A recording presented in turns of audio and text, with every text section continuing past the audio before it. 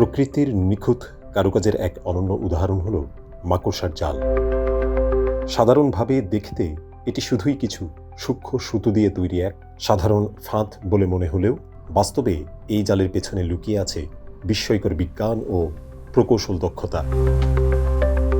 মাকড়সার জাল তৈরি হয় তার দেহের বিশেষ গ্রন্থি থেকে নিঃসৃত তরল পদার্থ দিয়ে, যা বাতাসের সংস্পর্শে এসে মুহূর্তের মধ্যেই শক্ত ও ব্যালেন্সড সুতোয় পরিণত হয়। এই সুতো শুধু যে অত্যন্ত মজবুত তাই নয়, এর কিছু অংশ আবার আঠালো, যার ফলে উড়ন্ত পোকামাকড় জালে এসে আটকে যায়।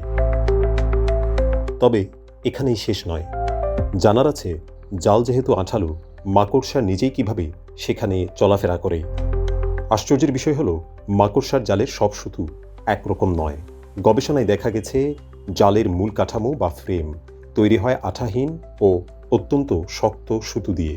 এগুলো দেখতে অনেকটা সাইকেলের চাকার স্পোকের মতো, যা পুরো জালকে স্থির ও ভারসাম্যপূর্ণ রাখে। আঠালো সুতো সাধারণত সর্পিল আকৃতিতে বসানো হয়, যেখানে শিকার এসে ধরা পড়ে, আর মাকড়সা চলাচলের জন্য ব্যবহার করে সেই নিরাপদ আঠাবিহীন সুতোগুলো। শুধু তাই নয়, মাকড়সার পায়ে রয়েছে অত্যন্ত সংবেদনশীল রিসেপ্টর, যার মাধ্যমে সে বুঝতে পারে কোন সুতো আঠালো আর কোনটি নিরাপদ। ফলে নিজের জালে আটকে পড়ার আশঙ্কা প্রায় নেই বললেই চলে। বিশেষজ্ঞরা বলছেন, মাকড়সার জাল হল জীববিজ্ঞান, রসায়ন ও পদার্থবিজ্ঞানের এক চমৎকার সম্মিলন।